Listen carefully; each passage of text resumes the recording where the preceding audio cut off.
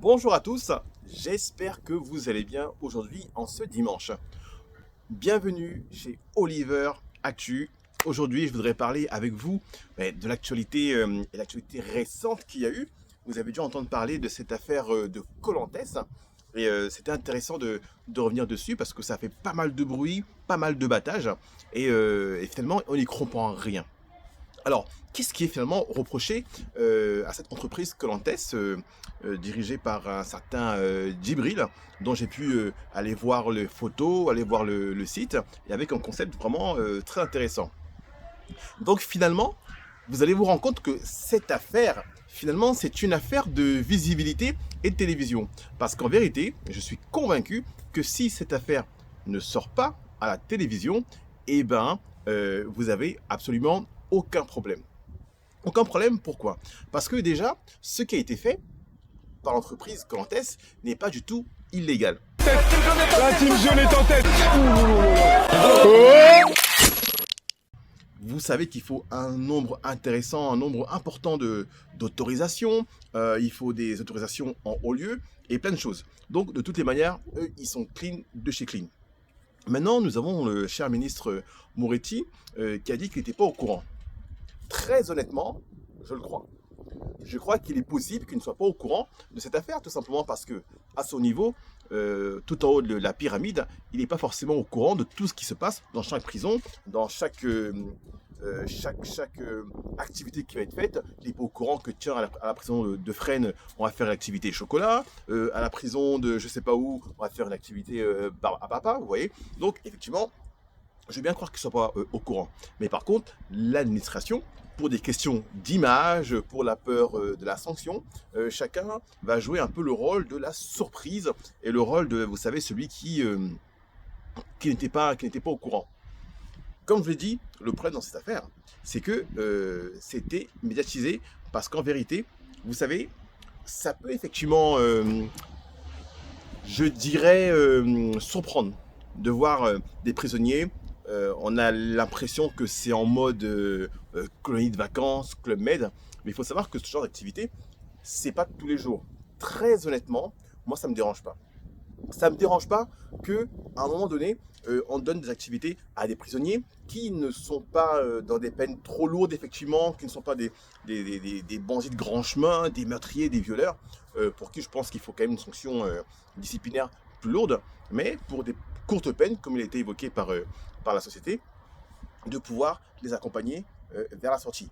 Pourquoi cela? Parce que le phénomène du lion en cage, vous savez, ce prisonnier qui est en prison et à qui on ne donne rien, qui n'a le droit que de rester assis, jambes croisées, en attendant les nombreux mois de sa peine, des fois risque de ressortir de là frustré, revanchard, et ça peut être encore plus dangereux d'avoir un individu qui a été, on va dire, maltraité, un individu qui se sent pas bien, qui a été, je dirais, mâché par la société.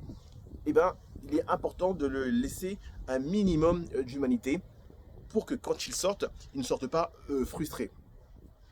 Alors, évidemment, c'est un point de vue. Maintenant, je peux comprendre aussi les familles des victimes qui voient la personne qui les a volés, agressés, en train de faire du kart, en train de faire des choses. Je peux absolument le comprendre. Et je peux comprendre qu'on puisse être, vous savez, tiraillé, le cœur battant, qu'on puisse avoir la rage de voir cette image-là. Mais voilà, les prisonniers restent des humains. Et quelle que soit la faute qu'ils ont fait, pour ceux qui ont participé à ces jeux-là, je ne suis pas choqué que sur une journée, sur l'année, il y en a quand même 360 journées. Voilà, il y a une activité qui peut être un peu différente et qui peut apporter quelque chose aussi de différent à ces personnes-là. Parce qu'encore une fois, il faut penser qu'il faut les préparer à la sortie, il faut les préparer à diverses choses. Et ça peut des fois passer par ce genre d'activité. Il y en a qui disent que oui, ils n'ont le droit que de lire, que de faire certaines choses. Mais bien sûr, ils ont accès à des bibliothèques, ils ont accès à un ensemble de choses. Mais peut-être que des fois, voilà, il faut ce petit plus qui peut peut-être davantage aider pour la réinsertion. Donc effectivement, je peux comprendre les deux points de vue, mais très honnêtement, c'est une affaire qui n'est pas aussi grave que le battement médiatique qu'il y a eu. Je dirais donc que quelque part, finalement, le problème, le fond de l'affaire, c'est de se dire, en fait, est-ce que quand on est en prison, on a le droit de s'amuser? Et ma position personnelle à moi est que oui, il faut laisser un minimum d'humanité à ces personnes-là, un minimum d'humanité aux personnes qui sont en prison pour encore une fois les accompagner vers une réinsertion et que contenir des personnes et ne les laisser que ne rien faire toute la journée dans leur cellule, vous ne pouvez en faire que des personnes beaucoup plus aigries et qui vont venir être encore peut-être plus dangereux pour la société en sortant que quand ils sont entrés. Donc toute cette affaire, en vérité, c'est qu'une affaire de médias, c'est une affaire de bruit, parce que ce qu'a fait la société Colantes, ça se fait tous les jours. Donc il y a eux, il y a d'autres sociétés, il y a d'autres organismes qui viennent accompagner les prisonniers, ceux qui sont en prison, qui viennent accompagner des associations, qui viennent accompagner vers différentes choses que ça. Ils ont parlé de rodéo urbain. Mais quel est le rapport?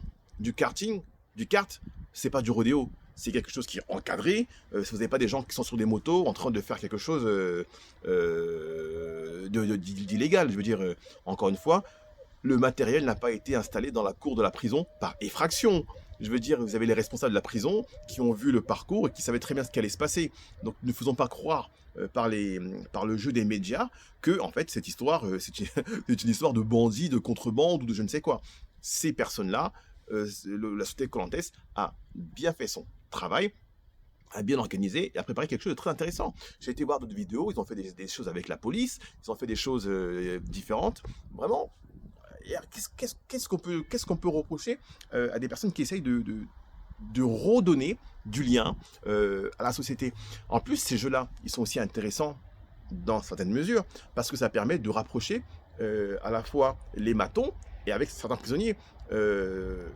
Par ces jeux-là, par un ensemble de choses qui fait que ça détend l'atmosphère. La prison est un lieu où il y a quand même pas mal de difficultés. Les gardiens sont à cran, parce qu'on parle, oui, de l'équipe de prisonniers, mais vous avez aussi les gardiens qui participent à des jeux, et pensez bien que ça leur fait du bien aussi de sortir de ce cadre-là. On ne peut pas juste leur demander sois un maton et ferme ta gueule. Donc même le maton, même ceux qui gardent, même les gardiens, ils ont besoin d'avoir cette possibilité de s'échapper. Ils ont besoin de nouer une relation parfois différente et complémentaire avec ceux qu'ils gardent dans les cellules. Encore une fois, quel que soit ce qu'il a à reprocher, ça reste des êtres humains et on ne peut pas enlever à l'humain ce côté, ce cœur à pouvoir vivre ensemble malgré ce qui est fait. Alors aujourd'hui, alors attention, je ne dis pas que tous les prisonniers doivent avoir des traitements de faveur. Bon, les gens qui ont violé, les gens qui ont tué, à mon humble avis, pas de cadeau. Les gens qui... le terrorisme, les gens du Bataclan, par exemple, j'avais cru comprendre que certains qui avaient été arrêtés demandaient des télévisions, accès à des salles de sport, des choses. Mais, hors de question, mes amis. À un moment donné, quand il y a eu autant de morts, tu fermes ta bouche, je m'en excuse, tu fermes ta bouche et tu prends ta peine. Ou alors tu te suicides. Mais voilà, à un moment donné, tu ne peux pas demander la vie quand toi-même tu as participé à ôter la vie d'autrui. Donc voici ma position. Je pense que oui, effectivement, tout le monde ne doit pas avoir accès, je pense, à l'excellence dans la prison, à l'excellence dans certaines choses. Et encore que, malgré tout, même certains des pires détenus, pour éviter justement des cloisonnements en prison, de la haine entre les prisonniers eux-mêmes, ceux qui ont des traitements de faveur, ceux qui n'ont pas de traitement de faveur, ceux qui ont des longues peines, ainsi de suite. On est obligé de trouver un peu, vous savez, un juste milieu pour que tout le monde puisse vivre ensemble. Sinon après ça devient, vous savez, comme dans les films, les cartels, égorgements dans les prisons et tout ce qui s'ensuit. Donc oui, ce lien-là, malgré tout, doit être conservé et il faut tout faire pour que la prison ne devienne pas une cocotte minute qui peut exploser. Donc ça passe, j'allais dire malheureusement, mais non, pas malheureusement, ça passe heureusement par ce genre d'éléments.